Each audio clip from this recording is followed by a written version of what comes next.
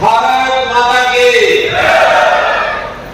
भाई ये बात तो हिसार शहर में रह गई, इधर चंडीगढ़ इधर दिल्ली। भारत माता की, भारत माता की। धन्यवाद। मेरे मित्रों, आज हमारे इस बहुत ही शुभ वेला पर ये कृषि मेला, जिसमें इतनी बड़ी संख्या में हमारे प्रदेश भर के सदस्य इकट्ठे हुए, मंच पर विराजमान हमारे बहुत ही जुझारू और कृषि विभाग के नाते से इतना बेहतर सोच रखने वाले हमारे कृषि मंत्री श्री जे.पी. दलाल जी, साथ ही हिसार से हमारे विधायक हैं और शहरी स्थानीय निकाय के मंत्री हैं डॉक्टर कमल गुप्ता जी, हरियाणा विधानसभा में हमारे उपाध्यक्ष श्री रणवीर सिंह गढ़वा जी, मंच पर विराजमान हमारे विधायक श्री विनोद भयाना जी, श्री जोगीराम सिराज जी, श्री लक्ष्मण नापा जी, अतिरिक्त मुख्य सचिव कृषि विभाग श्रीमती सुनीता मिश्रा जी, कृषि विश्वविद्यालय के कुलपति प्रोफेसर उदयराज कम्बोज जी, कृषि एवं किसान कल्याण विभाग के निदेशक श्री नरहरि कांगड़ जी, कृषि एवं किसान कल्याण विभाग के सभी अन्य अधिकारीगण, विश्वविद्यालय के वैज्ञानिकगण, हरियाणा प्रदेश और आसपास के पड़ोसी राज्यों से भी मुझे जानकारी मिली है कि कुछ किसान यहाँ आए हैं, उनका भी सबका स्वागत। सभी किसान भाइयों बहनों को और मीडिया के कर्मियों बंधुओं को बहुत बहुत शुभकामना देता हूँ कि आज के इस कृषि मेला के अवसर पर आप सामने आए। किसी भी बड़े कार्यक्रम का स्थान क्या है, उसका समय क्या है, अवसर क्या है, ये बहुत महत्वपूर्ण होता है। इस मेले का स्थान हिसार एक ऐतिहासिक नगरी है, से कृषि विश्वविद्यालय का ये परिसर है और हम जानते हैं कि हमारी आजादी को 75 साल हो गए। प्रधानमंत्री जी ने घोषणा रखी है कि जब 100 साल आजादी को हो जाएंगे सन 2047 में, तो देश भारत दुनिया का कितना बड़ा देश ये बनेगा। तो इस 25 साल का जो कार्यकाल बचा हुआ है, 75 साल हो गए हैं, तो इस 25 वर्ष के कार्यकाल को उन्हें अमृत काल का नाम दिया है। तो अमृत काल का ये प्रारंभिक वर्ष है और हरियाणा प्रदेश के सभी कृषक यहाँ से जो संदेश प्राप्त करेंगे, ऐसा ये कृषि मेले का एक सहयोग है, ये अद्भुत संगम है। और जैसे हरियाणा के बारे में कहा जाता है कि यहाँ जय जवान, जय किसान, जय विज्ञान, जय अनुसंधान, इनका संगम तो वही है। मैं एक चीज और जोड़ा करता हूँ हरियाणा के बारे में कि जय जवान, जय किसान, जय विज्ञान, जय अनुसंधान और जय पहलवान। हमारे हरियाणा का एक विशेष हमको एक उपाधि प्राप्त है कि खेलों का प्रदेश है और हमारा ग्रामीण क्षेत्र जहाँ हमारा किसान रहता है, वहाँ हमारा जवान भी है, हमारा पहलवान भी है।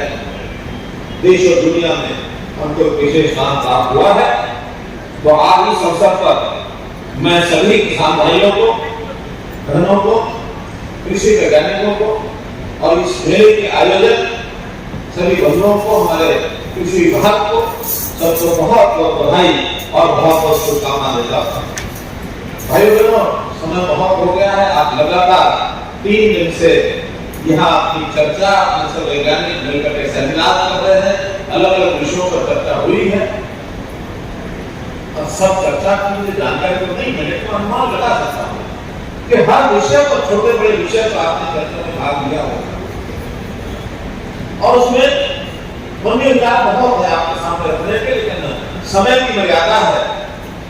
मुझे पहले कहा गया था कि क्योंकि कार्यक्रम 2:30 बजे 2 बजे शुरू हो रहा था, तो लगभग 45-50 मिनट की 1 घंटे के बाद आप जरूर रखना, लेकिन जो कि लेट इतने हो गए, लगभग 5 बजने को है।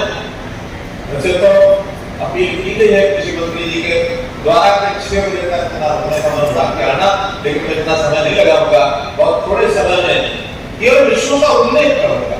और मैं मानता हूँ कि उन विषयों को उल्लेख करने के बाद आप तक वो योजना पहले से पहुंची हुई होगी, नहीं तो नई बातें अगर आएंगी वो आप तक बहुत जल्दी से जल्दी पहुंचेंगी। इस प्रकार के मेले में प्रदर्शनियां बहुत लगाई जाती हैं, बहुत स्टॉल लगाए जाते हैं, बहुत साहित्य बांटा जाता है। ये सब नई जानकारियां पूरे हरियाणा में देने के लिए हर वर्ष ये मेला लगता है। इस वर्ष के मेले में मुझे आपके बीच में आने का बड़ा सौभाग्य मिला है।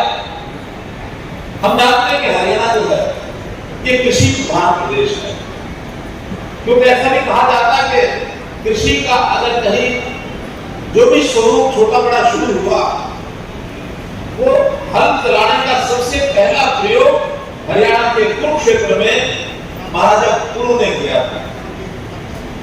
कुरु से पहले ऐसा कहते हैं हल चलाना किसी को आता नहीं, उन्होंने हल बनाया होगा, उसको चलाने के लिए पता नहीं उसमें बैल जोते होंगे या आदमियों को कहा होगा कि आप ही चलाओ, लेकिन सबसे पहला खूंट निकालने का काम महाराजा कुरु ने किया था। और तब से खेती, उसका इतिहास हमको मालूम है, आगे बढ़ते बढ़ते यहाँ तक पहुंचे। हरियाणा कृषि का एक प्रकार से एक केंद्र है, कृषि आत्मनिर्भरता का एक श्रेय हमको मिलता है। ये देश में अन्न की कमी हुई, लाल बहादुर शास्त्री ने कहा कि अन्न कम है, एक समय का भोजन छोड़ना शुरू कर दो। देश की जनता ने उनकी अपील के ऊपर काम करना शुरू किया। मैं छोटा था, हमको याद है कि हर सोमवार को बहुत से लोग सोमवार की रात को भोजन नहीं करते थे। एक युग शुरू हुआ, देश को आत्मनिर्भर बनाना, अन्न की खपत थोड़ा कम करो। लेकिन वहीं पर किसानों ने संकल्प लिया कि हम कृषि का जो हरित क्रांति का जो काम शुरू हुआ, वो उस समय का जो पंजाब था, हरियाणा पंजाब एक ही था, यहाँ से शुरू हुआ। सारे देश को हमने अन्न खिलाया, सारे देश के लोगों का पेट भरने का काम हमने किया, और अन्न इतना ज्यादा पैदा हो गया कि हमने दुनिया को भी अन्न देना शुरू कर दिया। जो देश इंपोर्ट करता था उस समय गेहूं कौन सी क्वालिटी थी, रशिया से आती थी, 420 क्या था, 420 किसको पता है क्या? गेहूं की क्वालिटी नहीं पुराने लोग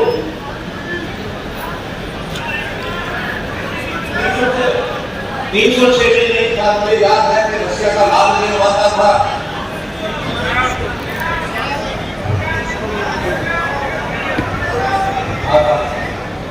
हमने उसको बंद किया, फिर हमारा गेहूं अच्छी क्वालिटी पैदा हुई, उसके बाद हमने दुनिया को गेहूं देना शुरू किया। तो आत्मनिर्भरता का एक काम उसमें जो हमने शुरू किया, तो उस समय भी हमारे प्रदेश का 80% 70% जनता कृषि पर निर्भर थी। जमीनों का जो हमारा जो आकार था वो बड़ा था। बाद में धीरे धीरे कृषि के साथ साथ इंडस्ट्री का बहुत बड़ा हुआ, और जो कृषि में आ गए, और कृषि के बाद फिर सेवाओं के काम शुरू हुए, आईटी का काम आगे बढ़ा, शिक्षा क्षेत्र आगे बढ़ा, स्वास्थ्य में अच्छे अनुसंधान हुए, सामाजिक सुरक्षा के कई काम आगे बढ़े, सेनाओं में हमारे लोग जाने लगे। तो जो 70% जनता कृषि पर निर्भर थी, बाकी विषयों में जाते जाते हमारी वो जनता घटते घटते 48% परिवार तो कृषि पर निर्भर है। ये तो खराब बात नहीं है, क्यों चाहते हैं कि कृषि के अंदर इतने सारे लोगों की खपत, उतना निर्भरता, उतने लोगों की आमदन नहीं रही है कि उसके ऊपर पालन हो सके, तो बाकी चीजों पर भी हम आगे बढ़े। हमारा जिस प्रदेश कृषि में नंबर 1 था, लेकिन आज कृषि के अलावा जब उद्योग शुरू हुआ है, तो उद्योग में नंबर 1 है। कृषि हमारे जो जवान है, देश की रक्षा करने के लिए हमारी 2% आबादी है, लेकिन जवान हमारे 10% डिफेंस में है, उसमें भी नंबर 1 पर हमारा देश आगे बढ़ रहा है, लगातार आगे बढ़ रहा है। अब हमें और आगे बढ़ना है। कृषि को छोड़ना नहीं है। कृषि हमारे आर्थिक जो निर्भरता है उस पर कृषि की निर्भरता कम करके बाकी चीजों में आगे बढ़े, क्योंकि कृषि की कठिनाइयां, दो तीन कठिनाइयां पैदा हो गई। एक कठिनाई पैदा हो गई कि जो छोटी हो गई, जो पहले 5 एकड़ 6 एकड़ की जोत थी, अब किसान की जोत 2 एकड़ 2.5 एकड़ 3 एकड़ है, परिवार बढ़ रहे हैं, जमीन उतनी है, बंटवारे हो रहे हैं, उसमें खाद का उत्पादन नहीं हो सकता।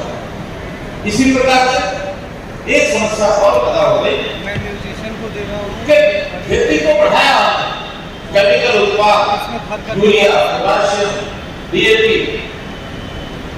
इससे क्वालिटी अनाज वो दूषित हो, और ये जो पेट भरने वाला हमारा अन्न आता था, अनाज पैदा करता था, इस अनाज के खाने के बाद साथ-साथ बीमारियां बढ़ गई, कैंसर के रोग बढ़ गए, तरह तरह के केमिकल्स जो है तो पानी में जो मिलते थे, पानी खराब हो गया, बीमारियां कैंसर की खूब बढ़ी, लोग बीमार रहने लगे।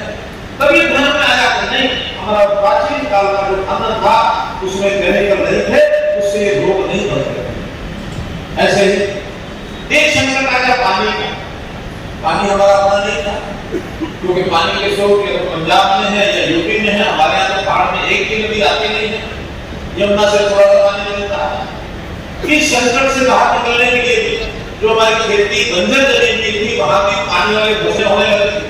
यहाँ धान लोग उगाते नहीं थे, धान में 2 पैसे की आमदन अच्छी थी, उसमें पानी ज्यादा होने लगते थे, और कहीं कहीं पानी की डूब शुरू हो गई, क्योंकि विकास के काम शुरू हुए, सड़कें बन गई, बिल्डिंग बन गई, शहर बन गए, जो पानी आसानी से निकल करके नदियों में चला जाता था, नालों में चला जाता था, वो पानी रुकने लग गया, उससे बाढ़ शुरू हो गई, जमीन खराब होना शुरू हो गई। तो ये 3-4 संकट हमारे, इन संकट में से हमको निकलना है। बहुत योजनाएं हमने बनाई हैं, आगे भी बनाएंगे, समय के हिसाब से योजनाएं बनेगी, वो सफलता मिलेगी, आपका साथ में चाहिए। अगर हमें बीमारी वाले अनाज से मुक्ति पानी है तो अनाज की क्वालिटी अच्छी चाहिए, क्वांटिटी भी चाहिए, मात्रा भी चाहिए, लेकिन उसकी गुणवत्ता भी चाहिए। उसके लिए प्राकृतिक खेती के उपयोग, उसके लिए नेचुरल खेती के उपयोग, ये सारे करने होंगे, और उसकी मार्केटिंग करनी होगी, क्योंकि आज ऑर्गेनिक के लिए तैयार तो बहुत लोग हैं, खरीदार कई बार नहीं होते। उसका अनाज पैदा होने के बाद मंडी में जाने पर पता नहीं लगता कि प्राकृतिक है कि नहीं है, ये ऑर्गेनिक है कि नहीं है, सब एक जैसा मिलता है। शुरू में 2-3 साल उसकी क्वांटिटी भी कम होती है, मात्रा भी कम होती है। इसके लिए भी नए प्रयोग शुरू कर रहे हैं, उसमें सब्सिडी भी दे रहे हैं कि नेचुरल खेती के ऊपर सब्सिडी मिलेगी, थोड़ी मात्रा कम भी हो तो भरपाई सरकार करेगी। लेकिन इस बीमारी से बात नहीं है। पानी की कमी, माइक्रो इरिगेशन, इसके प्रोजेक्ट बनाएंगे, उसके लिए सरकार खूब पैसा खर्च कर रही है। 85% सब्सिडी जो किसानों का समूह अप्लाई करता, उसको 85% देते, 15% उससे लेते हैं। 15 इसलिए लेना पड़ता है कि भाई को उसको भी लगे मेरा अपना नहीं तो उसकी लापरवाही के कारण से प्रोजेक्ट ही फेल हो जाएगा। इसलिए माइक्रो इरिगेशन को बढ़ावा देना चाहिए। जो बढ़ा नहीं सकते, जो उतनी रहेगी, परिवार की आमदन बढ़ रही है, परिवार के लोग बढ़ रहे हैं, तो उनकी आमदन बढ़ाने के लिए खेती के अलावा कुछ और काम करने पड़ेंगे। मशरूम की खेती है, डेयरी फार्मिंग है, मधुमक्खी पालन है, कहीं फूलों की खेती है, कहीं जो भी कोई खेती के साथ मिला करके काम कर सकते हैं, उन कामों की तरफ लोगों को आगे बढ़ाना पड़ेगा, ताकि थोड़ी जमीन भी है, फसल जितनी होती है लो, ज्यादा लो, अच्छी फसल लो, 7 में काम और करेंगे, उसमें से भी आमदन बढ़ेगी। तो ये सब काम, चाहे वो क्वालिटी का है, चाहे बीमारियां खत्म करने की बात है, केमिकल और पेस्टिसाइड से अपना रास्ता निकालने की बात है, इसमें नई टेक्निक अगर कृषि विश्वविद्यालय इनसे अपेक्षा की जाती है, रिसर्च करो, जमीन उतनी है, अच्छे भी अच्छा उसमें इस प्रकार से उसके पौधे की क्वालिटी अच्छी हो सकती है, उसके अंदर क्या क्या चीजें उपयोग की जाए, तो रिसर्च का काम करने के लिए ये हमने यूनिवर्सिटी को लगाया है। कई संस्थाएं जुड़ी हुई हैं हमारे इस काम को सहयोग करें। हमने मार्केटिंग बोर्ड ये बनाया, ताकि फसलों की खरीद का सिस्टम ठीक बन जाए, एमएसपी पर फसलें बिक जाए। हरियाणा प्रदेश पहला प्रदेश ऐसा है कि 11 फसलें एमएसपी पर हमने घोषित की है। सेंटर को घोषित का तरीका गेहूं और धान, गन्ना हमारी मिले रहती है, चौथी फसल की गारंटी सेंटर नहीं देता है। हमने उसके साथ साथ और अन्य फसलें, बाजरा है, मक्का है, मूंग है, तिलहन है, ये सारी चीजें बढ़ा करके सबसे ज्यादा फसलें एमएसपी पर घोषित की। और अगर कोई फसल एमएसपी पर नहीं खरीदी जा सकती है, मानो सरकार की लिमिटेशन, जो खरीदेंगे हमको उसका उपयोग नहीं करना पड़ेगा, ज्यादा हो जाए तो मंडी में बेचना पड़ेगा, उसमें फिर घाटा होगा सरकार। हम सोचो घाटे को लेने की बजाय अगर किसान को भाव कम मिलता है तो सीधा पैसा किसान को दे दिया जाए। उसके लिए हमने भावांतर भरपाई योजना लाई, बीज के लगभग सब्जियां और फल इसके अंदर भावांतर भरपाई योजना दी। बाद में हमने भावांतर भरपाई योजना दी 2 साल से।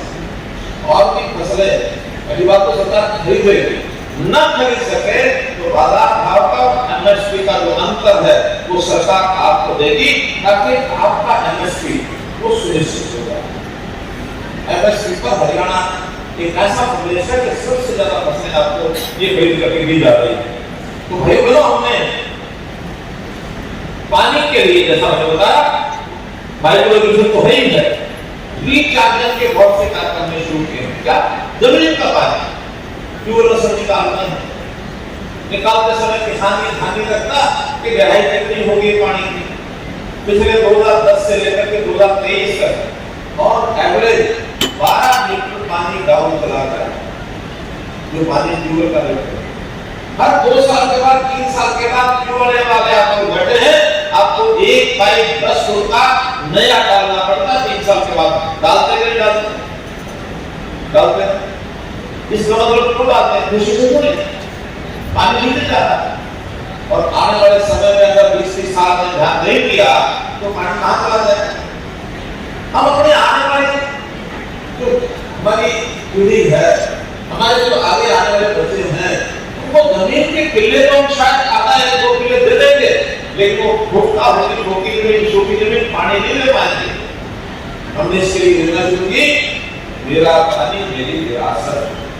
लोग जमीन को विरासत मानते हैं, पानी को नहीं मानते हैं। हम कहते हैं पानी की विरासत में जोड़ लो, अपने पानी अगली पीढ़ी को देते जाओ।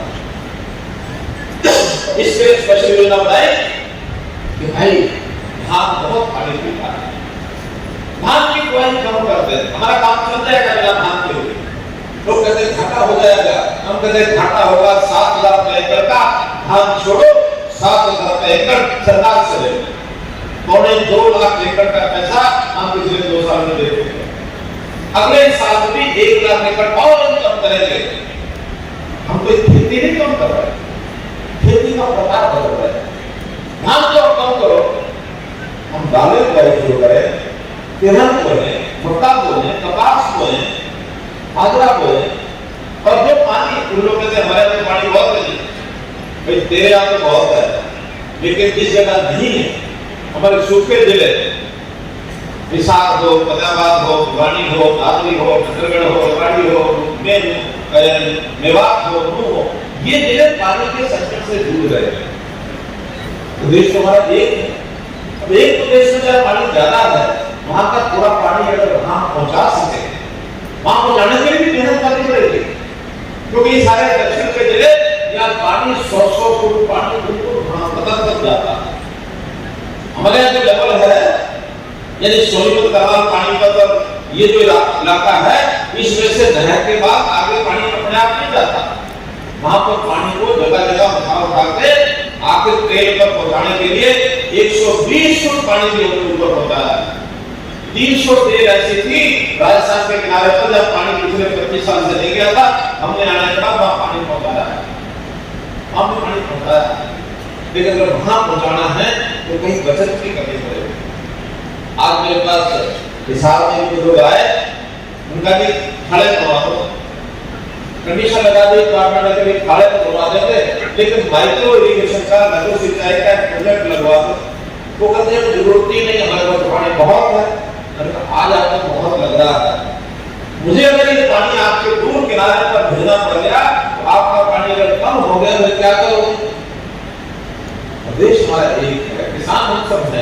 परिवार हमारा एक है, तो जिस जगह जिसका भला नहीं होगा उसकी चिंता लोग करेंगे। चिंता करनी है तो हर एक को पानी बचाने पर आना चाहिए, चाहे वो मेरा पानी मेरी विरासत हो, धान की खेती कम करो, चाहे माइक्रो इरिगेशन करो, और चाहे रिचार्ज जो मैं कह रहा था जमीन में पानी कम हो रहा है, बरसात के पानी के कुएं इसको ठीक से ले जाए, इसकी स्पेशल योजना बनाई है। अभी तक लगभग 1000 कुएं हैं जिसको हम जमीन में रिचार्ज कर रहे हैं। नई पॉलिसी बन रही है। अभी हमारे डिपार्टमेंट के लोग कहते हैं इस पर 2.5 लाख का खर्चा आता है, किसान कहता है कि हमारा 1 लाख 1.25 लाख का खर्चा आता है, और वो किसान कहता है कि हम 25% देने के लिए तैयार हैं, हमें सिर्फ 70,000 आप दे दो, 25,000 हमारा, 1 लाख में कुआं लग जाता है। हमारे डिपार्टमेंट के लोग कहते हैं ना जी ना उसकी हॉकी बनानी पड़ेगी, फिर फिल्टर लगाना पड़ेगा, इसको तो 2.5 लाख आता है, 2.5 5 10 किसान से सिर्फ 25,000 लो आपके साथ होगा। क्या सुविधा दी एक महीना सिर्फ 25,000 लो, आप खर्च करो 5 लाख, अब 1-1.5 लाख में जैसे किसान कह रहा है उसकी नहीं समझो। हमारा किसान हमारे बड़े बड़े इंजीनियर से भी ज्यादा पढ़ा लिखा है, ज्यादा उसकी समझदारी है, ज्यादा अनुभव भी है। 3 साल तक वो कुआं ठीक रहता है, उसके बाद उसकी सफाई करनी पड़ती है बोर की। 3 साल में 10,000 का और लग जाएगा, ये ना 5 साल 5 लाख के डिपार्टमेंट वाले बताते हैं, मोबाइल का नाम उनको रोक लगा दी है कि 5 लगाए 10 लगाए, किसान को सिर्फ 25,000 का एक का जमा बाकी नहीं लगेगा। इसलिए हम किसान के हित में योजना बनाएंगे, और डिपार्टमेंट अगर कहीं फेल है तो इनको पकड़ेंगे कि अगर कुछ सीखना तो किसान से सीख लो। हो सकता है हमारे कृषि विश्वविद्यालय से भी ज्यादा जानकारियां ये किसान रखते होंगे। हर एक तरह के रिसर्च में हमारे किसानों को, और उसमें भी हरियाणा में प्रगतिशील किसान बहुत है। मुझे पता है कि आज से 6 साल पहले मैंने एक बार आंकड़ा इकट्ठा किया था, उस समय 550 किसान ऐसे थे जो प्रगतिशील थे। हमने कहा कि प्रगतिशील किसानों की योजना बनाओ, अपने जैसे 5 किसान और तैयार करो, ये टारगेट दिया था, और उसमें प्रगतिशील किसानों के लिए इनाम भी रखा था। 1 लाख 2 लाख 3 लाख ऐसे राशि रखी थी। ऐसे कोई प्रगतिशील किसान हैं जिन्होंने अपने किसानों, अपने बराबर के किसानों की संख्या बढ़ाई हो और उनको कोई इनाम मिला हो? एक आपको मिला है क्या? 1 2 3 4 5 7 8 10, अभी 10-15 ही। मैं कहता हूँ सभी 550 जो लिस्ट में थे उनको अपने जैसे किसान और बढ़ाने चाहिए। अरे भाई हमारी आमदन तो है ही है, लेकिन हम अगर दोषी के किसान को वैसा बना देंगे तो हमारी आमदन घटेगी नहीं। उस प्रकार की खेती को करना शुरू कर देगा, और प्रगतिशील किसान ऐसे ऐसे है। और दादू के मेरा तो दादू अरबीर से बैठे हैं, अरबीर से हरबीर से क्या करना है कि मैं 1 एकड़ में अपनी खेती में 10 लाख रुपए कमाता हूँ एक साल में, 10 लाख रुपए। ऐसे ऐसे और कितने 4-5 लाख रुपए कमाने वाले सब्जियों की बुआई करते हैं, ग्रीन हाउस बनाते हैं, सब्जियों का एक्सपोर्ट करते हैं, उन सब्जियों को दिल्ली के होटलों में बेचते हैं, और अच्छी कई प्रकार की सब्जियां मौसम के अलावा गैर मौसमी फसलें बोना बहुत बड़ा काम होता है। मरेगा तो धर्मवीर गुफला नहीं दामला, धर्मवीर दामला के हैं, उनके फार्मर्स को मिल गया। उन्होंने कई बात किया, उन्होंने अपने खेत के अंदर जो होता है, जो इसको बोलते हैं, जो लेसी होती है, एलोवेरा की खेती लाखों रुपया लगी हुई खेती 2 लाख रुपए में 1 एकड़ में 2 लाख रुपए एलोवेरा की खेती कवर आप जो बात ले जाते हैं वो हमको प्रगतिशील किसानों के माध्यम से काम को आगे बढ़ाना चाहिए, इसको सीखना चाहिए। प्रधानमंत्री जी ने ये कहा कि हर किसान का है डबल करनी, अब डबल करने के लिए कुछ शुरू तो है, तो नहीं है, शुरू नहीं है, उसके लिए नई नई बातें इनको तय करनी पड़ेंगी, कैसे किसान की लागत कम हो, क्योंकि आमदनी बढ़ाने के दो तरीके हैं, लागत कम करना और फसल की कीमत ज्यादा करना। तो लागत कम करने के लिए भी हमारे कृषि विश्वविद्यालय ने बहुत से ऐसे नए रिसर्च की है, उसके ऊपर हमको आना चाहिए। आय बढ़ाने के लिए जैसे हमने बताया एमएसपी तो है ही है, 72 रुपए योजना है ही है, हमने इसमें एक्सपोर्ट प्रमोशन काउंसिल बनाई कि किसान की उपज का एक्सपोर्ट कैसे करें। आज मैंने कौन गुप्ता जी ने कहा किसान का हमारा एयरपोर्ट बहुत बड़ा एयरपोर्ट बन रहा है, राष्ट्रीय स्तर का बन रहा है। जब पैसेंजर की फ्लाइट में चलेगी तब चलेगी, हम तुरंत कुछ फ्लाइट कार्गो की शुरू करा सकते हैं। हमारे हरियाणा की ताजा सब्जियां, ताजा फल यहाँ से ला दो और अरब की कंट्रीज में भेजो। अरब की कंट्रीज में ना सब्जी होती है ना फल होता है, सब बाहर से मंगवाते हैं। तेल का पैसा उसके पास बहुत है, हम सब्जियां भेजे तेल मंगवाए, हमारे तेल नहीं होता, हम क्या सब्जियां नहीं होती। तो मुझे नहीं कार्गो की फ्लाइट शुरू कर दे और रोजाना सब्जी जहाँ होती है वहां से टेम्पो में गाड़ी में भर के इशारा है, इशारा उसकी शॉर्टिंग पैकिंग करा के और उसके बाद उसको पैक करें, उसके ऊपर स्टिकर लगाएं और उठाएं, शाम को जो है सुबह से थोड़ी हुई शाम को अरब कंट्री में पहुंच जाए। ये आमदनी बढ़ाने के हमारे तरीके हैं। इसी प्रकार हमने मेरी फर्ज मेरा ब्यौरा, नई टेक्निक, कंप्यूटर की टेक्निक की आज बहुत ज्यादा काम आएगी। इसके अंदर अब सारी फसलों का सारा रिकॉर्ड चालू होता है, इकट्ठा उससे लिखवाते हैं, किसान से लिखवाते हैं। किसान के बाद उसकी रिकवरी वो हमारा पटवारी करेगा, तहसीलदार करेगा और उसके बाद उसके लाभ पहली बात तो दिल्ली में मार्केट में उसके अनुसार बिक्री हो। दूसरा कल को क्योंकि किसान का काम जोखिम का काम है, जोखिम के काम में कल को नुकसान होता है, पता ही नहीं लगता क्या हो रहा था, कितना नुकसान हो गया। ये जो मेरी फर्ज मेरा ब्यौरा है, ये आपका एक प्रकार से प्रूफ होगा कि हमने ये सब हुई। और मैं ये भी कहता हूँ जो खाली जमीन रह गई है उसकी भी एंट्री कराओ, गन्ने की भी एंट्री कराओ, सब्जियों की भी कराओ, घर में हमने अपने चारे के लिए चरी के लिए गोई की उसकी भी कराओ। हर एक चीज की योजना बनेगी, प्लानिंग बनेगी। हमारा 80 लाख एकड़ ये खेती की जमीन है, 80 लाख एकड़ में हमें पता लगना चाहिए कि हर साल कितना क्या हो रहा है। अगले साल की प्लानिंग कौन सी कम करनी है, कौन सी ज्यादा करनी है। और हो सकता है कुछ जमीन खाली छोड़कर उसको ज्यादा उपजाऊ करने की बात भी करनी पड़े। ये तो हमारे पुराने किसान मानते हैं कि 4-5 साल के बाद एक साथ उस किले को खाली छोड़ना भी अगली बार उसकी जमीन को बढ़ाता है।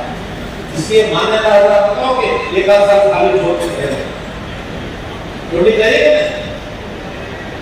और खाली छोड़ोगे उसकी भी हम योजना बना देंगे कि अगर योजना से खाली छोड़ोगे तो बिल्कुल आपको खाली नहीं जाने देंगे। हम उसकी योजना बना के आपको कुछ साल के लिए वो जमीन का खरीद करने की योजना बनाएंगे, उसकी बनाएंगे। आपको किसान का सहयोग, किसान के लिए सब्सिडी कितनी तरह की सब्सिडी है, लेकिन सब्सिडी देंगे उसी बात की जिस चीज को हमें आगे बढ़ाना है, प्रोत्साहन देना है, जिसका लाभ किसान को भी हो, प्रदेश को भी हो, देश को भी हो। और जिसका नुकसान हो रहा है उसकी सब्सिडी अगर पहले चल भी रही है तो भी बंद करें, ठीक है। फालतू फंड में ऐसा नहीं कि एक बार सब्सिडी शुरू हो जाए और फिर लगातार वो चलती रहेगी बाबा आदम के टाइम तक। जिसकी जरूरत है तो सब्सिडी दे, जिसकी जरूरत नहीं है तो सब्सिडी बंद कर दे। हर चीज की अधिकता ये अच्छी नहीं होती, जरूरत के हिसाब से बदलाव करना ये सरकार का काम है। हम लगातार इसमें आपको प्रोत्साहन देंगे और जो इस प्रकार के काम में आगे बढ़ाएंगे चीजों को उसका सहयोग करेंगे। मैं तो ऐसा मानता हूँ कि जैसा आपने एक बार हरित क्रांति का आज से जो लगभग 50-60-70 साल पहले शुरुआत की थी, उसके लिए अभियान चलाए थे, अब हमको एक नई क्रांति करनी है, नई कृषि क्रांति जिसमें जितने बदलाव आज जरूरत है जो मैं बता रहा हूँ। हमारे एक्सपर्ट्स बैठे, वैज्ञानिक बैठे, कोई कमेटी देश की प्रदेश की बैठे, जो नई विभागों को आगे लेकर के आए और जो नई विभाग लेकर के आएगा अपनी जरूरत के हिसाब से उसको प्रोत्साहन ज्यादा दिया जाए और फिर उस लक्ष्य को टारगेट को पूरा किया जाए। ये हमें नई कृषि क्रांति में हमको जोड़नी पड़ेगी और इसके लिए बहुत सी संस्थाएं काम कर रही हैं, जैसे हरियाणा की यूनिवर्सिटी है, हमारी महाराणा प्रताप यूनिवर्सिटी करनाल में भी बन रही है, वो बागवानी पर काम करेगी।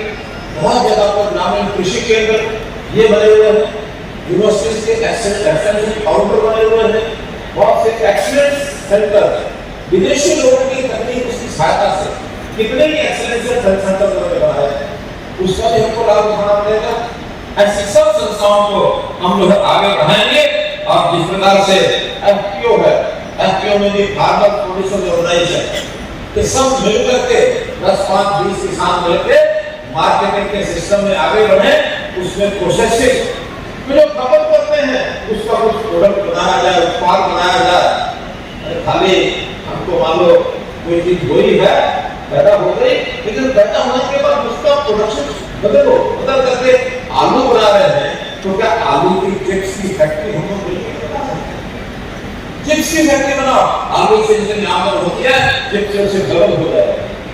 आप नींबू पैदा करो, नींबू बेचने के बजाय नींबू का अचार बना कर जो ज्यादा आमदन हो जाएगा।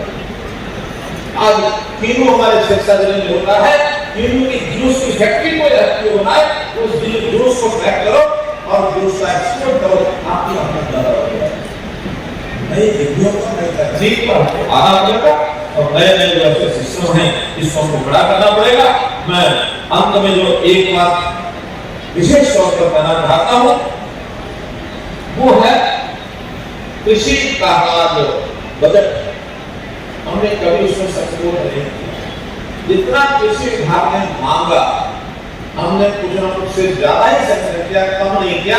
हमारे कृषि मंत्री और हमारे मुख्य सचिव ये बैठे हैं, ये गवाह इस बात के कि हर साल हम कृषि का बजट भी बढ़ा रहे हैं, बजट बढ़ा रहे हैं, हर प्रकार का प्रोत्साहन दे रहे हैं, लेकिन ये बजट का उपयोग ये ठीक हो, सदुपयोग हो। इस बजट में स्कीमों में अगर कोई लीकेज शुरू हो गई, अगर इसमें कहीं गलत ढंग से चीजें इधर नाले में बहने लग गई तो सरकार का तो बजट गया, आपके काम नहीं आया और बीच में उसको बदल गया। ये भ्रष्टाचार के नाम की चीज है, इसको खत्म कैसे किया जा सकता है? कृषि विभाग में काम करने वाले लोग जो जानकारी आपके पास हो डिपार्टमेंट को भेजो, ना सुने तो सीधी मेरे तक भेजो। भ्रष्टाचार को बर्दाश्त कभी नहीं किया जाएगा, कभी नहीं किया जाएगा। आपके ऊपर एक पैसा जो सरकार के पास से आता है तो सरकार कहां से लाई है? तो सरकार ने भी इस जनता से लिया है, हम सब जनता है, पैसा हमारा है, घुमा के आपके पास आता है। हो सकता हमने लिया व्यापारी से हो, फिर आप तो रहे हैं, हो सकता है आप किसी इंडस्ट्री में काम करते हैं, आपका बेटा कहीं नौकरी करता है, उसका इनकम टैक्स आया हो, उसका कुछ हिस्सा लेकर के हम आपको देते हैं। ये चक्कर घूम रहा है, लेकिन चक्कर ईमानदारी से घूम रहे, पैसा से बाहर ना निकले। इस पैसे को सही उपयोग करेंगे। मैं आपको निश्चित रूप से कहता हूँ कि हमारा कृषि विभाग और न केवल कृषि विभाग बल्कि हमारा पूरा ग्रामीण क्षेत्र, क्योंकि कृषि सामान्य ग्रामीण क्षेत्र का व्यवसाय है, शहरों में बहुत नहीं कृषि करने वाला, बड़ी कंपनियां हैं शहरों में जो कृषि के काम में आगे बढ़ रही है, लेकिन हमको कृषि को आगे बढ़ाने के लिए शुद्ध रूप से ग्रामीण क्षेत्र की चिंता करते हैं। ग्रामीण क्षेत्र का विकास ये कैसे हो, इसके ऊपर भी आपकी नजर या एक तरफ कृषि विभाग काम बढ़ाते हैं, वही दूसरी तरफ कृषि जो ग्रामीण क्षेत्र का जो विकास है, चाहे पंचायती राज है, चाहे ग्रामीण विकास का मंत्रालय है, इसको भी खूब पैसा दे रहे हैं। आज गांव में बहुत लोग पैसा कहते हैं, पैसा तो आपने दिया, खर्च करने के लिए जगह नहीं, कहाँ खर्च करें? कुछ लोग कहते हैं आप इतना पैसा दे रहे हो, आता कहां से बताओ तो सही। हम एक बात इसे बताते हैं कि जो पैसा कांग्रेस के सरकार के टाइम पर प्रधानमंत्री राजीव गांधी ने कहा था उस समय कि हम 1 रुपया भेजते हैं, नीचे 15 पैसे पहुंचता। अब 15 पैसे पहुंचता काम तो 15 पैसे होता होगा, क्यों? ऐसे लोग नहीं खाते। लेकिन आज हमारी कोशिश ये है कि अगर 1 रुपया भेजें तो नीचे तक पूरा 1 रुपया जाके लगे, अपने आप 7 रुपया काम हो जाएगा।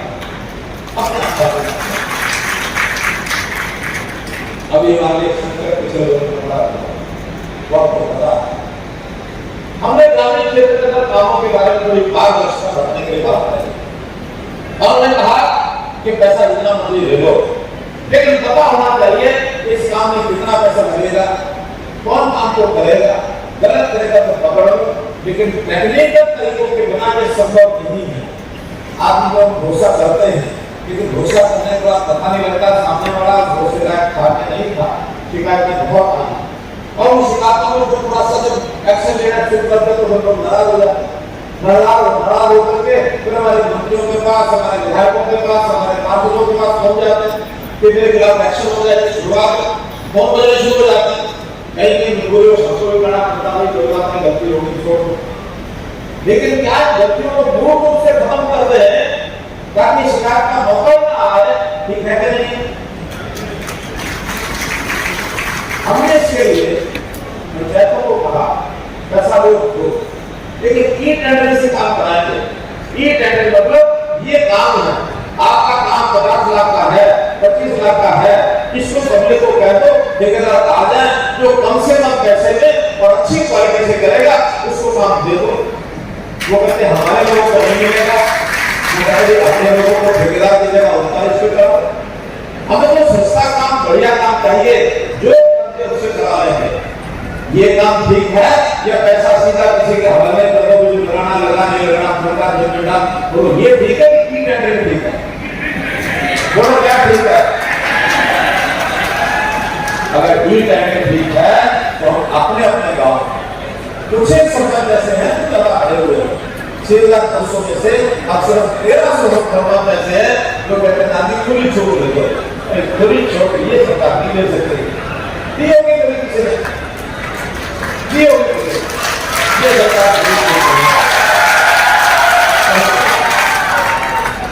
तो आप अपने गांव में जीरो को संभालो, भ्रष्टाचार के प्रति जीरो टॉलरेंस।